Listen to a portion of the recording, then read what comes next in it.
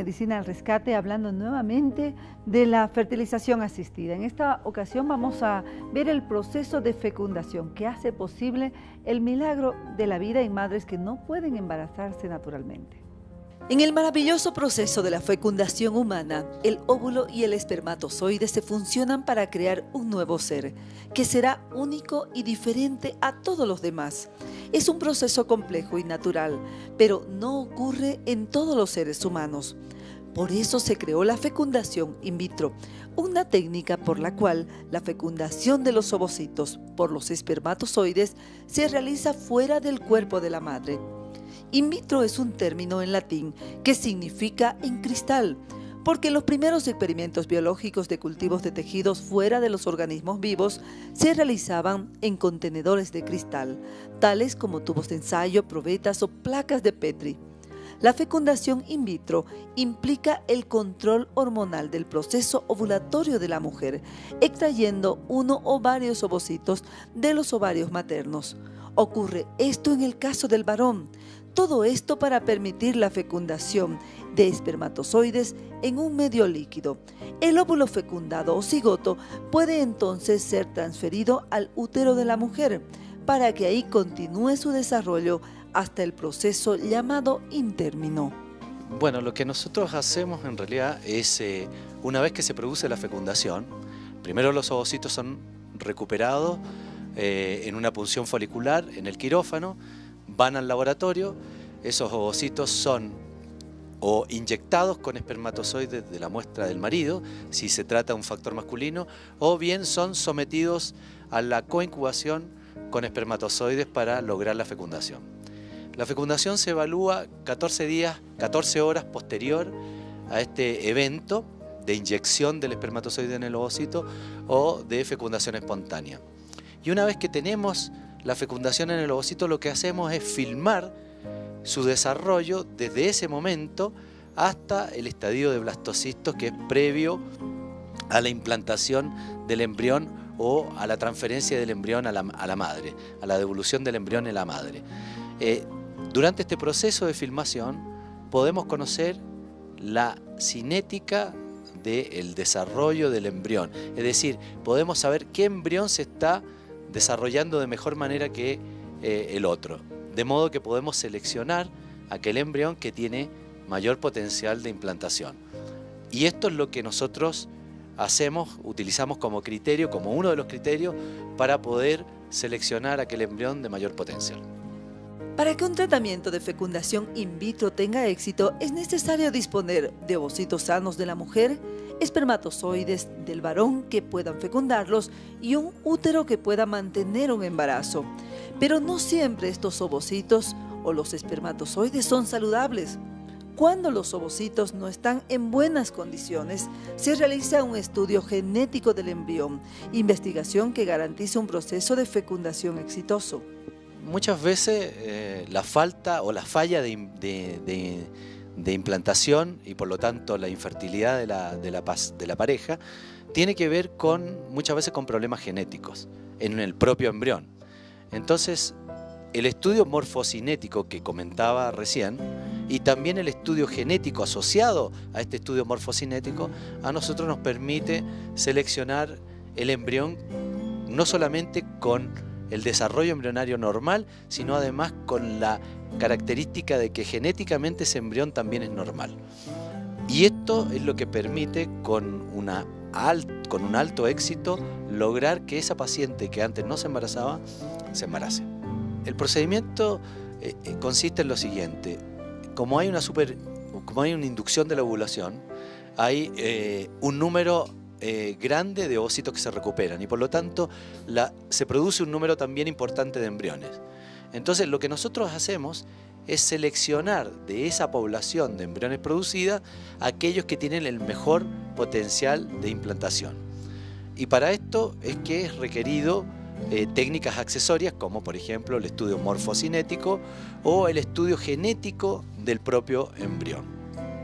lo que se descarta en realidad son aquellos embriones que no logran desarrollarse una vez que se fecundaron los ovocitos, o aquellos embriones que resultan genéticamente anormales, es decir, que tienen un desbalance cromosómico o alguna otra alteración de algún tipo estructural en los cromosomas que no son compatibles con un embrión evolutivo y que va a generar un embarazo normal. La extracción de ovocitos es programada en un plazo exacto y la técnica de fecundación in vitro tiene también alternativas para los casos en los que los ovocitos de la madre no pueden llegar a la fecundación.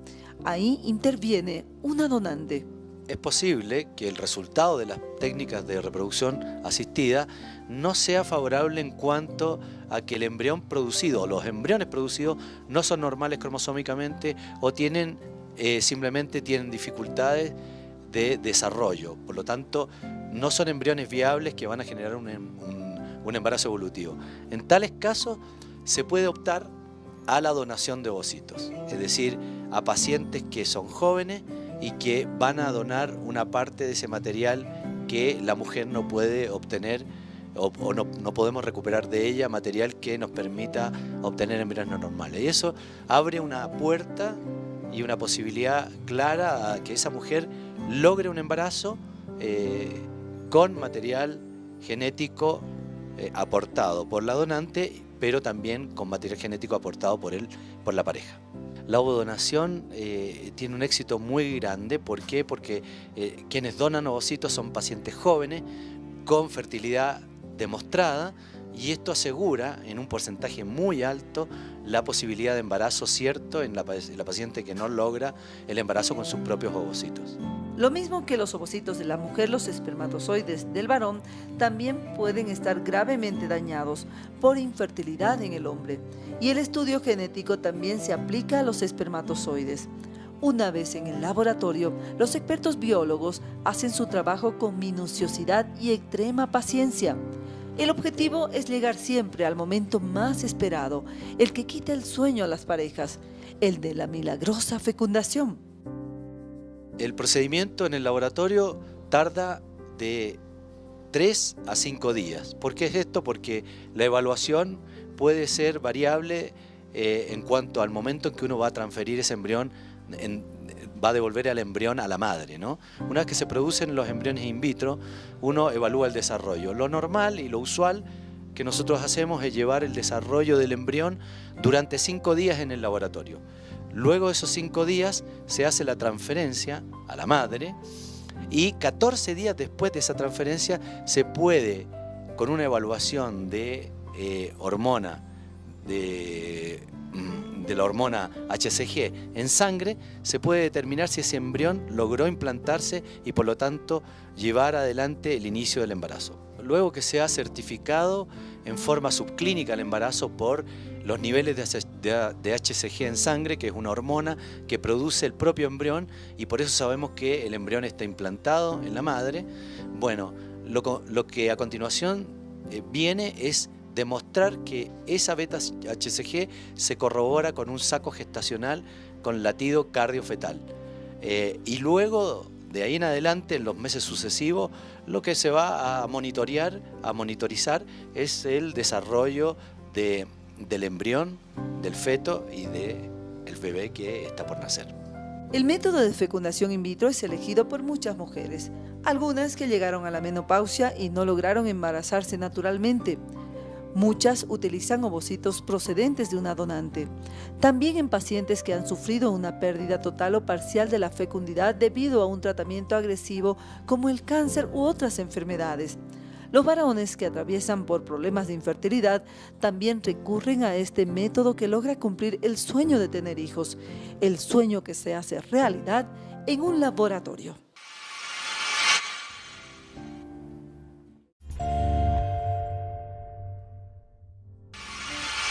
Hoy veremos en el laboratorio el procedimiento que cumple el proceso de fecundación.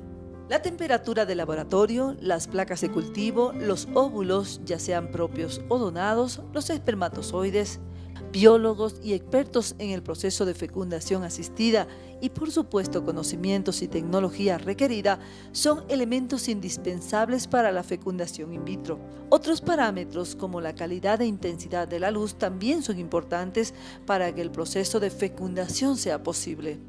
Todo el proceso debe tener incluso un tipo de humedad en el laboratorio que cuenta con las más estrictas medidas de seguridad y calidad, desde la obtención del ovocito, su seguimiento y luego implantación en el cuerpo de la mujer.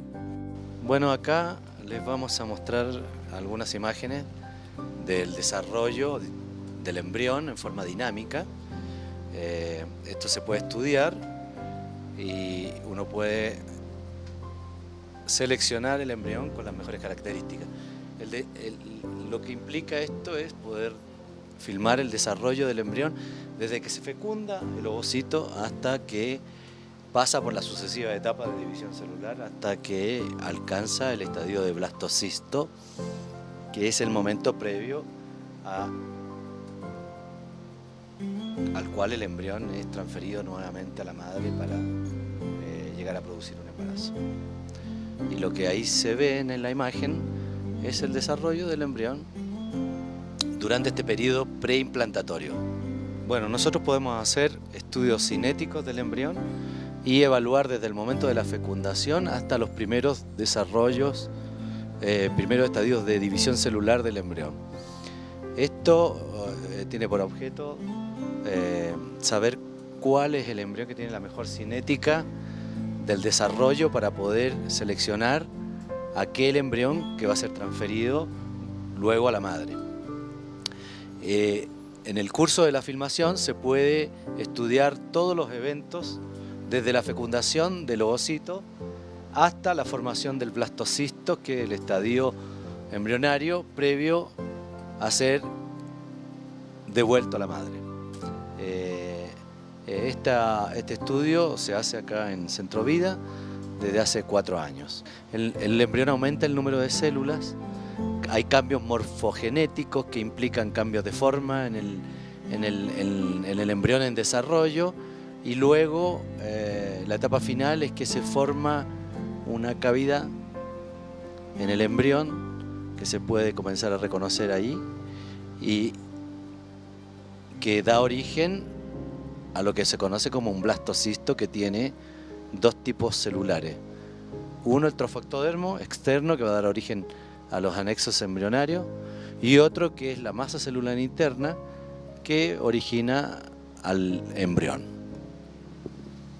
En los casos de factor masculino, el ovocito humano debe ser asistido en cuanto a la fecundación, y para ello se utiliza una técnica que es la inyección intracitoplasmática del espermatozoide, o ICSI, cuyo propósito es poder conseguir que el espermatozoide, que no tiene buenas características, pueda fecundar al ovocito, y para ello debemos depositar al espermatozoide dentro del ovocito. Esto se hace en un microscopio con un micromanipulador que nos permite, con alta magnificación, inyectar el espermatozoide dentro del interior del ovocito. 14 horas más tarde vamos a reconocer si ese ovocito se fecundó o no. En la fecundación in vitro ocurren muchos aspectos que pueden resultar maravillosos, como conocer el sexo del embrión antes de su implantación en el útero de la madre.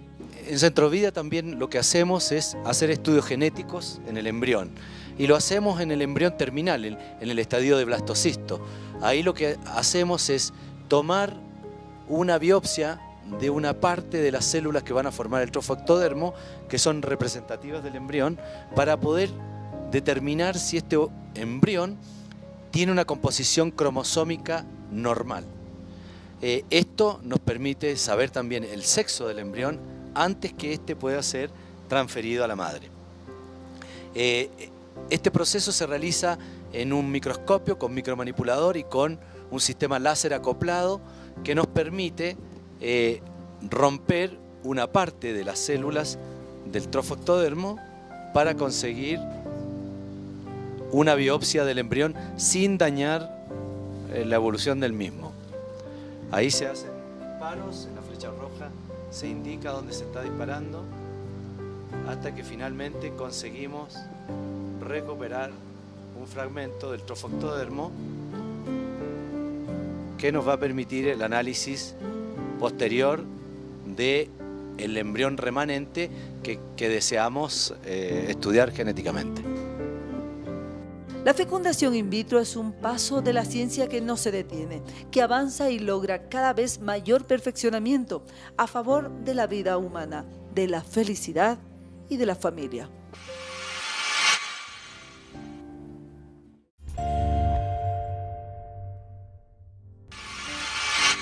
Y en el consultorio en línea recibimos, como todos los días, sus consultas. Nuestros especialistas responderán. Nuestro consultorio en línea recibe sus preguntas, inquietudes y dudas en el campo de la salud.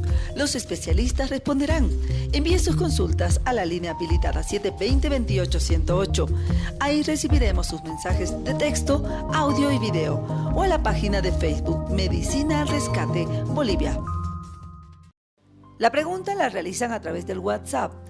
Bajé 7 kilos en 3 meses de peso por estrés. Mi cara está chorreada y además me apareció una bolita en la espalda.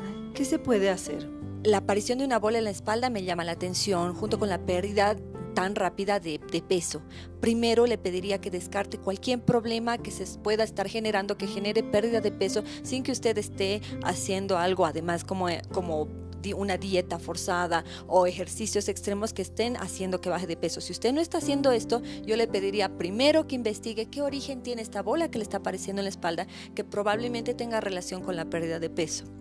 Y secundariamente, hablando de lo que le está pasando a su rostro con la flacidez, le pediría que empiece a ver cuál parte del tercio de su piel se ha caído, si es el tercio inferior, que por lo generalmente es el que más sufre, en el que hay flacidez cutánea y usted ya no nota un contorno bien formado, sino que tiene una especie de bolsones que se empiezan a formar, disminución de este sector, etcétera.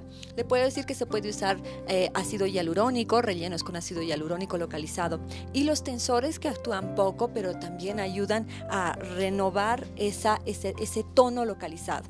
Junto con esto, por favor, aumente el consumo de agua, nutrientes, haga ejercicio, evite la exposición al sol exagerada. Junto con esto va a estar bien. La pregunta la realiza Felipe desde la ciudad de La Paz. Hace un mes me efectuaron una cirugía de macroadenoma de hipófisis. Me gustaría poder saber más de este tema. Buenos días, soy el doctor Igor Gonzalo Toco Olivares, médico neurocirujano. Respondiendo a una pregunta que ha llegado al WhatsApp de Medicina al Rescate acerca de un paciente que ha sido operado de un macroadenoma de hipófisis, debemos informarle que primero, para el conocimiento de la población en general, los macroadenomas de hipófisis son tumores que se encuentran a nivel de la silla turca. Estos tumores se denominan macroadenomas porque justamente son tumores grandes, ya no son micros, sino son macroadenomas, son de tamaño superior a 10 milímetros de tamaño. Este tipo de tumores ocasiona alteraciones que alguna vez habíamos conversado también, endocrinológicas en algunos pacientes, es decir, que empiezan a tener en mujeres alteraciones del ciclo menstrual, varones disminución de la libido, impotencia sexual, en algunos empieza a crecer las extremidades, pacientes acromegálicos, y en otros pacientes que no tienen alteraciones endocrinológicas tienen alteraciones visuales, porque el tumor al crecer comprime las vías que transmiten la visión en las personas. Entonces, pacientes empiezan a sentir que la periferia de la vista ya no se puede ver y la visión se vuelve nada más hacia el frente, ¿no? En respuesta a lo que pregunta nuestro paciente, la recuperación de un paciente que ha sido operado de un macroadenoma de hipófisis es una recuperación lenta. Lógicamente, una cirugía de abordaje por la cabeza pues obliga a que el paciente se recupere lentamente, con molestias a nivel de herida quirúrgica, quizás dolor.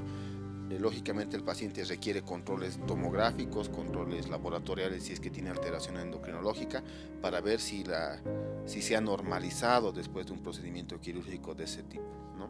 Y también recomendar a los pacientes que el control es importante. A veces el paciente se opera y ya se siente bien y ya no va a su médico. El control es muy importante, sobre todo si el paciente está informado que tiene un tumor en la cabeza. Debe hacerse controles periódicos, semestrales, anuales, para identificar rápidamente si hay una recidiva o un nuevo crecimiento. La pregunta la realizan a través de WhatsApp. Estoy perdiendo el movimiento de mi pie derecho y se está adelgazando los músculos. Hay una consulta que ha llegado al programa Medicina al Rescate acerca de un paciente que ha perdido la fuerza en miembros inferiores, al mismo tiempo reporta adelgazamiento. La orientación que podemos brindar al paciente es acerca que los pacientes que empiezan a perder fuerza pueden deberse a lesiones que se encuentran a nivel de la columna vertebral, en este caso a nivel de la región dorsal o lumbar. Para este caso, el paciente necesariamente requiere acudir a un médico especialista para que se pueda hacer la evaluación y solicitar exámenes como tomografía o resonancia para determinar si existe o no una causa, por ejemplo, tumoral, fracturas de la columna, lesiones expansivas que pueden ocasionar esta pérdida de fuerza de tiempo seguramente. Sin duda, estos tipos de problemas deben ser atendidos a la brevedad, de manera oportuna, porque estas patologías avanzan, tienen la tendencia a avanzar y a progresar y a determinar más secuelas y a momentos hasta irreversibles en los pacientes. Nuestro consultorio en línea recibe sus preguntas, inquietudes y dudas en el campo de la salud. Los especialistas responderán. Envíe sus consultas a la línea habilitada 720-28-108. Ahí recibiremos sus mensajes de texto, audio y video, o a la página de Facebook Medicina al Rescate Bolivia. El día de mañana estaremos con un nuevo tema de salud. En esta ocasión hablaremos de las cicatrices y las soluciones que tiene la medicina moderna.